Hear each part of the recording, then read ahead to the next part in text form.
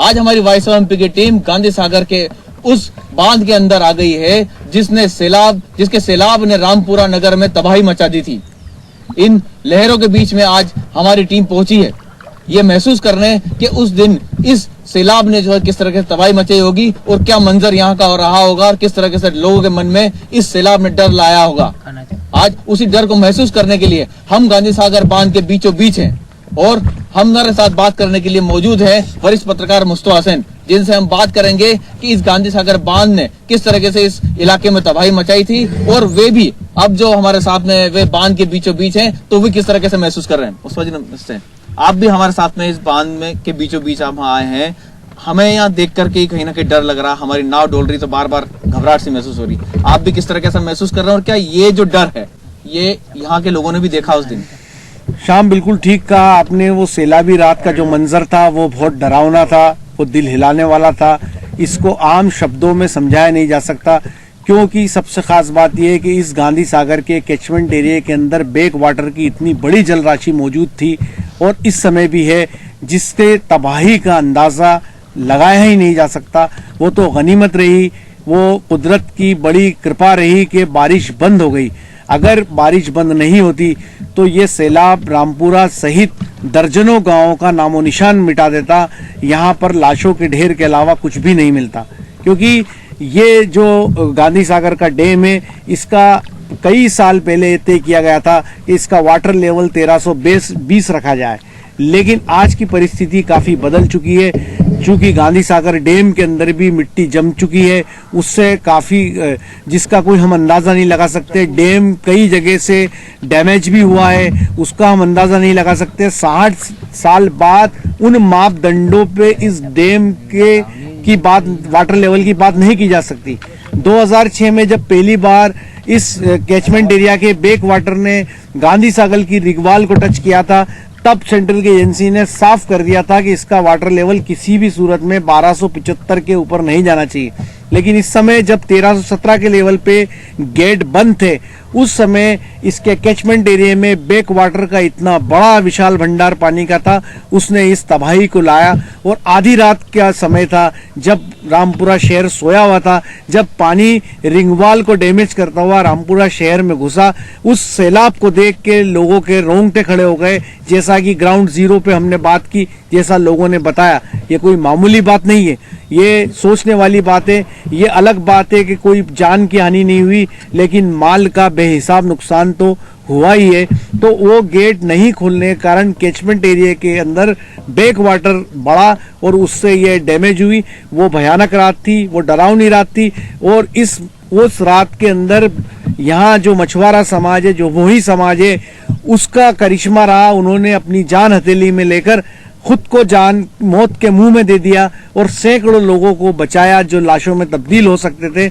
और वही समाज ने इतना बड़ा कारनामा अंजाम दिया जिसकी हम शब्दों के अंदर उसकी तारीफ करना निश्चित तौर पर असंभव है। इतना बड़ा कारनामा अंजाम दिया और उन्होंने किसी के निर्देश का, ना सरकार का, ना प्रशासन के निर्देश का इंतजार नहीं किया। और जैसे ही इस सैलाब ने रामपुरा को डुबोया, वो अपनी नावें लेके रामपुरा के अंदर निकल पड़े और जो जहां मिला उसको बचा के बाहर ले आए, जो एक अपने आप में इस देश में बहुत बड़ी मिसाल है 300-400 लोगों को मौत के मुंह से निकालने की। जी शाम जी मुस्तफा जी, आप हमारे साथ में गांधी सागर बांध के इस बीचों बीच में चंबल का पानी डराने वाला, चारों तरफ पानी ही पानी है। जिस तरीके से यहाँ लहरें उठ रही है, नाव हमारी डोल रही है, जो मुझे डर महसूस हो रहा है, क्या आपको भी ऐसा लग रहा है? क्या आपको भी डर महसूस हो रहा है वैसा? शाम बिल्कुल डर महसूस हो रहा है। ये पानी है, पानी का जो जब सैलाब आता है, पानी जब आता है तो वो किसी के बस की बात नहीं होती है।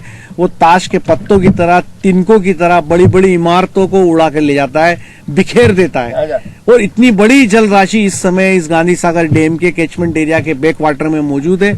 इस पूरे मामले को रिवाइज करने की जरूरत है, पूरे मामले की जांच करने की जरूरत है। कितना लेवल उसका होना चाहिए, कितने लेवल पे गेट खोले जाने ही चाहिए।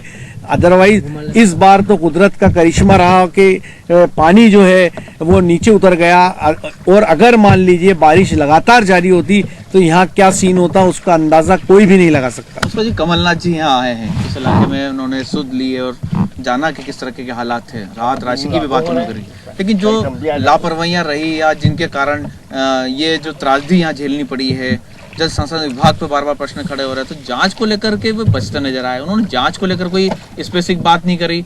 उनका कहना था कि नहीं, ये हमारे मापदंड तय थे, हम कहीं ना कहीं उस सवाल से बचे। वो शाम देखिए, बार बार यही दिक्कत आती है जब सरकारें हो या एडमिनिस्ट्रेशन हो, वो सवालों से जी चुराता है। वो हम उस शुतुरमुर्ग की तरह होते हैं जो अपनी गर्दन पानी मिट्टी में अगर डाल देता है और ये समझता है कि अब उसको दुनिया नहीं देख रही है। लेकिन सही बात यह है कि जो फैक्ट है उस पर बात होनी चाहिए। ये आम आदमी की जिंदगी का सवाल है, हजारों परिवारों का सवाल है, क्योंकि नीमच मंदसौर का जो सरहदी इलाका है, जो गांधी सागर डैम से जुड़ा हुआ है, वहाँ हजारों लोग रहते हैं। अगर आज इस समय उस कुदरत ने लोगों को बचाया है, अगली बार क्या स्थितियां बनेगी कुछ कह नहीं सकते। इसलिए जांच होनी चाहिए, कड़ी जांच होनी चाहिए, और इस मामले के अंदर जिनकी लापरवाही या दोषी है उनके खिलाफ कार्रवाई होनी चाहिए। और दूसरी बात है, डैम के जितने भी मापदंड है नए सिरे से परिभाषित होने चाहिए कि कितने लेवल पे गेट होगा, क्या स्थितियां बनेगी, कब गेट खोले जाएंगे, कैसा सीन होना चाहिए। तो ये इशाक भाई हमारे साथ मौजूद है, हम उनसे जानेंगे कि वो रात किस तरीके से गुजरी और क्या हालात इन्होंने अपनी आंखों से देखे। इशाक भाई, आप बताइए कि रामपुरा में जब ये गांधी सागर का चंबल का पानी इसकी बांध और पाल को छोड़ करके जब किनारा पार करके रामपुरा में घुसा, तो क्या स्थिति बनी थी और क्या नजारा था उस दिन का? भैया, उस दिन रामपुरा में इतना भयंकर नज़ारा था कि मतलब हर आदमी इतना मौत से डरा हुआ और घबराया हुआ था। अगर ये भोई समाज के लोग अगर नहीं होते तो रामपुरा में कई लोगों की लाशें तीरती हुई नजर आती। आज उसके 1 या 2 रोज पहले मुस्लिम वर्ग और भोई समाज के बीच में कुछ कह सुनी हुई, और उसी के बाद में 2 रोज बाद में इन्हीं भोई समाज ने ये नहीं देखा कि ये मुस्लिम है कि ये कौन सी समाज का है। इन्होंने अपनी सारी जान जोखिम डालकर हर व्यक्ति को निकालने की कोशिश करी और सही मुकाम पे उनको वहाँ पे पहुँचाया गया। श्याम भैया, हाँ, तो इशाक भाई, क्या आप ये मानते हैं कि एक बड़ी सांप्रदायिक स्वार्थ की मिसाल पेश करी है? क्योंकि हिंदू हो चाहे मुसलमान हो, उस दिन सब एक थे और एक दूसरे की जान की परवाह कर रहे थे। उस दिन भैया मैंने खुद ने इस चीज पे देखा है कि मतलब वहाँ ना तो कोई जात देखी जा रही थी, ना कोई किसी की, सिर्फ इंसानियत देखी जा रही थी। उसके बाद में सवेरे मैं खुद वहाँ पे करीबन 1 क्विंटल आटा करीब बांटा, जिसमें हमने या किसी ने ये नहीं देखा कि ये कौन सी समाज का है और कौन सी समाज का नहीं है। हमने सभी समाज को वहाँ जो भी आए कैंप में, हुकूमत में, उन सभी को वहाँ पे हमने सामान वितरण किया, सामान इकट्ठा किया जिसके पास था। और जो बाढ़ से जो प्रभावित थे नीचे के इलाके, उन लोगों की पूरे ढंग से हम सभी लोगों ने, रामपुरा के सभी लोगों ने मदद करी, जिसमें सबसे ज़्यादा बड़ा योगदान रहा भोई समाज का। हमारे साथ एक और भोई समाज के युवा मौजूद है, मिथुन मौर्य। मिथुन, आप बताओ कि उस दिन जो है किस तरीके से भोई समाज जो है पूरी तरह एकजुट होकर के यहाँ के लोगों की जान बचाने में लगा। कितनी बड़ी तादाद में आपने लोगों को बचाया और क्या क्या हालात थे, कैसे निकाला आपने लोगों को? सर, हम जब यहाँ से सवेरे कम से कम 100 में निकली यहाँ से सर, वो डायरेक्टर यहाँ से लालबाग गई, और लालबाग जाने के बाद में उन सारे लोगों को, बोरो समाज को और उसके अलावा मुस्लिम समाज को जितने भी थे, हमने एक एक कर को नाव में बिठाया। नाव में बिठाने के बाद सारे को लालबाग ले जाके छोड़ के आए। हम उन्हें लालबाग ले जाके छोड़ के आए। बार बार परेशानी हुई, हमें भी बार बार गए आए, समस्या बहुत हुई उसमें भी। नाव भी डुली है हमारी, बहुत दिक्कत आई लाने में ले जाने में। सारे को हमने बाहर निकाल दिया था। मिथुन, एक और चीज मिथुन के, अभी हम इस समय जो गांधी सागर बांध के बीचों बीच है, यहाँ कितनी गहराई होगी, कितना भयानक और डराने वाला ये सीन है सर। ये अगर यहाँ जरा सी डोलती है नाव तो क्या हो सकता? मिथुन, ये जान आपने बचाई भोई समाज ने, सब कुछ आपने बताया कि किस तरह के हालात थे। आप ये बताओ कि जहाँ अभी हम हैं, कितनी गहराई इस जगह की है, और यहाँ अगर नाव डोलती है और यहाँ अगर स्थितियाँ बिगड़ती है तो क्या हो सकता है? सर यहाँ पे कम से कम 100 फीट से ज़्यादा पानी है अभी फिलहाल में, और यहाँ पे अगर नाव डुलती है और अगर नाव पलटी खेल जाती है तो बचने का कोई चांस ही नहीं है यहाँ पे। क्या कई बार जो है आप लोगों ने भी यहाँ स्थितियाँ भोगी है, इस तरह की डरावने हालात हुए आपके साथ? सर हुए है, बहुत सी बार हवा में हमारी नाव पलटी खेल गई है। बहुत सी बार क्या हुआ कि कोई बचाने नहीं आया हमें, और महासंघ की बोटे वोटे भी हमें बचाने के लिए नहीं आई है, और एक दूसरे ने ही हमारी खुद की मदद की है, और एक दूसरे को हमने खुद ने निकाला है। एक और सर खास बात है कि जिस भोई समाज ने यहाँ के रामपुरा के सैकड़ों लोगों को वो अपनी जान दांव पे लगाकर बचाया, उस जो मछुआरा जो भोई समाज है वो आज कहीं ना कहीं जो है दुर्दशा की स्थिति उनकी बनी हुई है। वे कहीं ना कहीं संघर्ष करते हुए नजर आ रहे हैं, हालात उनके दयनीय है।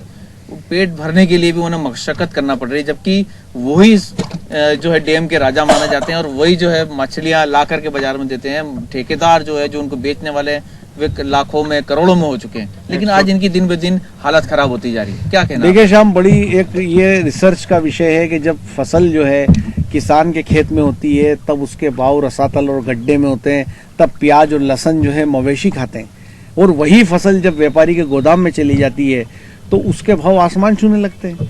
ये मछुआरे जो अंधेरी रातों में, सर्द रातों में, ठंड में जब ये मछुआरे जाल डालते हैं, पूरी पूरी रात इस पानी में रहते और जो मछली लेके निकलते हैं ये, तो इनको मात्र 15 रुपए किलो और 30 रुपए प्रति किलो का भाव मिलता है, छोटी मच्छी और बड़ी मच्छी का।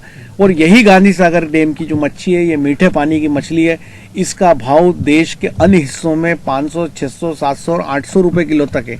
तो आप ये देखिए कि जो इसको लेके आता है, अपनी जान पे खेल के आता है, उस मछुआरे को मात्र 15 और 30 रुपए मिलते हैं, और आगे चल के यही मछली 500 और 800 रुपए किलो में बिकती है। दूसरी खास बात है कि अगर केवल नीमच जिले के रामपुरा की बात करें तो यहाँ 4000 मछुआरा समाज के लोग हैं, और वो बरसों से जो है इस डैम के अंदर अपने जीविकोपार्जन के लिए मछली पकड़ने का काम कर रहे हैं। लेकिन उनकी आर्थिक स्थिति को आप देखोगे तो लगातार वो नीचे जाते जा रहे हैं, वो नीचे का पायदान पर चले गए, गरीबी रेखा के नीचे चले गए। उनको ना शिक्षा मिल रहा है, ना उनको इलाज मिल रहा है, ना उनको दूसरी सुविधाएं मुहैया हो रही है। तो आज इस पूरे मामले में जो मछुआरे हैं उनके भी बारे में सरकार को सोचना पड़ेगा। और यही मछुआरों ने तो कमाल किया, अगर ये मछुआरे उस दिन रात को नहीं होते, सैलाबी रात में, तो रामपुरा शहर लाशों से पटा होता। तो इन मछुआरों की जिंदगी के लिए सरकार को सोचना चाहिए, और इन मछुआरों को जो है जो समाज है उसको सरकार अप्रिशिएट करे, उनकी मदद करे। और इस सैलाबी रात में जो मछुआरों की नावें टूटी है, जो लापता हुई है, जो उनके जाल जो है वो नहीं मिल रहे हैं, ये सारा नुकसान कौन भरेगा? जिन मछुआरों ने जान पे खेल के सैकड़ों लोगों को बचाया, वो अभी पाई को मोहताज है। उनको उनकी दुर्दशा का हम शब्दों में बयां कर ही नहीं सकते, इतने मुश्किल में है वो। जी बिल्कुल सही कहा आपने उषा जी, कि बड़ी दुर्दशा के हाल जो है मछुआरा समाज, जो भोई समाज है, उनके हैं। हमने भी खुद महसूस किया है कि किस तरह से उनकी नावों की स्थितियाँ खराब हुई, जाल भी टूट गए हैं, लेकिन वो अपनी जान पे दांव खेल कर सैकड़ों लोगों को बचाते हैं, पर उनकी सुध लेने वाला कोई नहीं। तो ये थे हमारे साथ वरिष्ठ पत्रकार मुस्तफा हुसैन, जो कि गांधी सागर की भयावह लहरों के बीच हमारे साथ मौजूद थे। पहली बार हमारी वॉइस ऑफ एमपी की टीम, कोई भी टीम यहाँ अभी जो गांधी सागर बांध में उस सैलाब या उस त्रासदी के बाद इस गांधी सागर बांध के अंदर आकर के अभी तक किसी ने रिपोर्टिंग नहीं की है। हम पहली बार इस गांधी सागर बांध के डरावने पानी के बीच पहुंचकर आप तक ये खबरें पहुंचा रहे हैं और बता रहे हैं किस तरह के हालात इस रामपुरा क्षेत्र के उस तबाही के समय रहे, उस सैलाब के आने के बाद रहे। मेरे सहयोगी कैमरामैन दीपक खताबिया के साथ वॉइस ऑफ एमपी के लिए रामपुरा से श्याम गुर्जर।